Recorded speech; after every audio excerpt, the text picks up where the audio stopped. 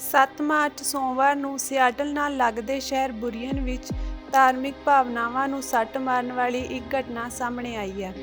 ਕੁਝ ਸਮਾਂ ਪਹਿਲਾਂ ਇੱਕ ਜਿਮ ਨੂੰ ਖਰੀਦ ਕੇ ਉਸਦੇ ਇੱਕ ਹਿੱਸੇ ਵਿੱਚ ਨਮਾਜ਼ ਪੜ੍ਹਨ ਲਈ ਥਾਂ ਬਣਾਈ ਗਈ ਸੀ। ਹਾਈਵੇ 509 ਦੇ ਨੇੜੇ ਬਣੇ ਇਸ ਫਿਟਨੈਸ ਕਲੱਬ ਨਾਲ ਸੈਂਕੜੇ ਨੌਜਵਾਨ ਜੁੜੇ ਹੋਏ ਹਨ। ਸ਼ੁੱਕਰਵਾਰ ਦੀ ਸ਼ਾਮ ਮੁਸਲਿਮ ਭਾਈਚਾਰੇ ਦੇ ਲੋਕ ਇੱਥੇ ਮਿਲ ਕੇ ਨਮਾਜ਼ ਪੜ੍ਹਦੇ ਤੇ ਭੋਜਨ ਛਕਦੇ ਹਨ। ਪਰ ਇਸ ਸੋਮਵਾਰ ਦੀ ਸਵੇਰ ਕਰੀਬ 9:15 ਵਜੇ ਇੱਕ ਕਾਰ ਸੈਂਟਰ ਦੇ ਬਾਹਰ ਪਾਰਕਿੰਗ ਲਾਟ ਵਿੱਚੋਂ ਲੰਘਦੀ ਹੋਈ ਸੈਂਟਰ ਦੇ ਪ੍ਰਾਰਥਨਾ ਕਮਰੇ ਨਾਲ ਟਕਰਾ ਗਈ। ਟਕਰਾਅ ਕਾਰਨ ਕਮਰੇ ਦੀ ਖਿੜਕੀ ਦਾ ਸ਼ੀਸ਼ਾ ਟੁੱਟ ਗਿਆ। ਹਾਲਾਂਕਿ ਇਸ ਘਟਨਾ ਵਿੱਚ ਨਾ ਤਾਂ ਕੋਈ ਜਾਨ ਦੀ ਹਾਨੀ ਹੋਈ ਹੈ ਅਤੇ ਨਾ ਹੀ ਕੋਈ ਜ਼ਖਮੀ ਹੋਇਆ ਹੈ। ਅਧਿਕਾਰੀ ਇਸ ਘਟਨਾ ਨੂੰ ਹਿੱਟ ਐਂਡ ਰਨ ਘਟਨਾ ਦੱਸ ਰਹੇ ਹਨ। ਪੁਲਿਸ ਨੇ ਨਿਗਰਾਨੀ ਵੀਡੀਓ ਹਾਸਲ ਕਰ ਜਾਂਚ ਸ਼ੁਰੂ ਕਰ ਦਿੱਤੀ ਹੈ। We're here this morning at the Muslim American Youth Foundation because unfortunately yesterday a person in a vehicle smashed into the area for prayer for the American Muslim community. And it's devastating and heartbreaking because that hit and run was not just smashing through a facility, a building, but also attempting to smash right through the spirit and heart of the community.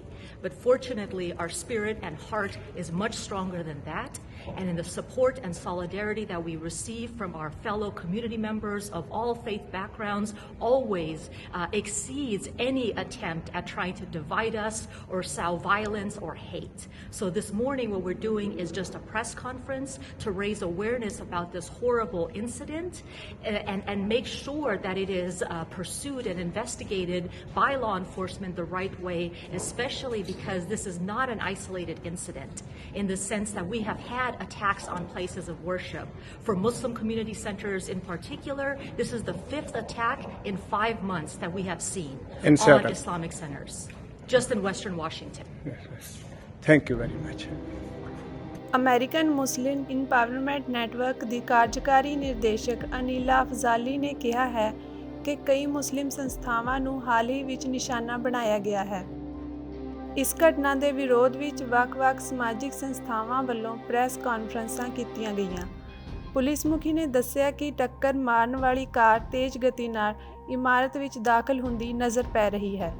Muslim American youth foundation ਦੇ ਕਾਰਜਕਾਰੀ ਨਿਰਦੇਸ਼ਕ ਇਮਾਮ ਯਾਹੀਆ ਸੂਫੀ ਨੇ ਕਿਹਾ ਹੈ ਕਿ ਇਹ ਕੋਈ ਇਤਫਾਕ ਜਾਂ ਦੁਰਘਟਨਾ ਨਹੀਂ ਹੋ ਸਕਦੀ ਕਿਉਂਕਿ ਕਾਰ ਨੇ ਵੱਡੀ ਇਮਾਰਤ ਦੇ ਕਿਸੇ ਹੋਰ ਹਿੱਸੇ ਦੀ ਬਜਾਏ ਪ੍ਰਾਰਥਨਾ ਕਮਰੇ ਨੂੰ ਹੀ ਟੱਕਰ ਮਾਰੀ ਹੈ। Council of American Islamic relations CAIR ਨੇ ਕਿਹਾ ਹੈ ਕਿ ਇਹ ਵਾਸ਼ਿੰਗਟਨ ਵਿੱਚ 5ਵਾਂ ਇਸਲਾਮਿਕ ਕੇਂਦਰ ਹੈ ਜਿਸ ਤੇ ਅਜਿਹੀ ਘਟਨਾ ਹੋਈ ਹੈ। ਪਿਛਲੇ 4 ਮਹੀਨਿਆਂ ਤੋਂ ਹੋਰ ਵੀ ਧਾਰਮਿਕ ਸਥਾਨ ਨਿਸ਼ਾਨਾ ਬਣਾਏ ਗਏ ਹਨ। ਅਕਤੂਬਰ ਵਿੱਚ ਕਿਸੇ ਨੇ ਟਾਕੋਮਾ ਦੇ ਇਸਲਾਮਿਕ ਸੈਂਟਰ ਨੂੰ ਅੱਗ ਲਗਾ ਦਿੱਤੀ ਸੀ ਅਤੇ ਓਲੰਪੀਆ ਦੇ ਇਸਲਾਮਿਕ ਸੈਂਟਰ ਵਿੱਚ ਵਿਸਫੋਟਕ ਯੰਤਰ ਸੁੱਟ ਦਿੱਤਾ ਸੀ। ਦਸੰਬਰ ਵਿੱਚ ਮਾਊਂਟ ਲੇਕ ਟੈਰੇਸ ਦੀ ਇੱਕ ਮਸਜਿਦ ਵਿੱਚ ਚੋਰੀ ਹੋਈ ਸੀ। ਇਸ ਘਟਨਾ ਨੂੰ ਵੀ ਧਾਰਮਿਕ ਸਥਾਨਾਂ ਤੇ ਹਮਲੇ ਵਾਲੀਆਂ ਹੋਰ ਘਟਨਾਵਾਂ ਨਾਲ ਜੋੜਿਆ ਜਾ ਰਿਹਾ ਹੈ।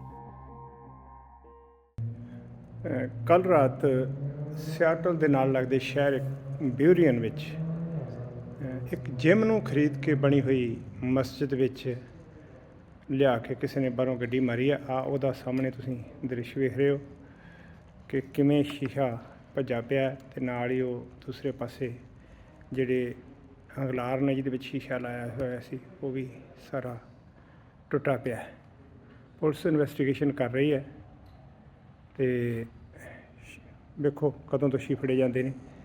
ਇਸ ਤੋਂ ਪਹਿਲਾਂ ਵੀ ਖਾਲਸਾ ਗੁਰਮਤਿ ਸਕੂਲ ਸਿਆਟਲ ਜਿਹੜਾ ਫੈਡਰਲ ਵੇ ਵਿੱਚ ਹੈ ਉਹਦੇ 'ਤੇ ਵੀ ਇਸ ਤਰ੍ਹਾਂ ਦਾ ਇੱਕ ਹਮਲਾ ਹੋਇਆ ਸੀ, ਪਰ ਉਹ ਬੰਦੇ ਨੇ ਸਿਰਫ ਸ਼ੀਸ਼ਾ ਤੋੜ ਕੇ ਅੰਦਰੋਂ ਇੱਕ ਟੈਲੀਵਿਜ਼ਨ ਲੈ ਗਏ ਅਤੇ ਕੁਛ ਹੋਰ ਭੰਨ ਤੋੜ ਕੀਤੀ। ਜਿੱਥੇ ਸਾਡੀ ਪਾਲਕੀ ਸਾਹਿਬ ਦਾ ਅਸੀਂ ਸਜਾਇਆ ਹੁੰਦਾ ਉਸ ਥਾਂ 'ਤੇ ਭੰਨ ਤੋੜ ਕੀਤੀ ਸੀ। ਸੋ ਇਹ ਇੱਕ ਨਫ਼ਰਤੀ ਘਟਨਾ ਕਹਿ ਸਕਦੇ ਹਾਂ ਵਾਪਰੀ ਹੈ ਫਿਰ ਸਿਆਟਲ ਵਿੱਚ।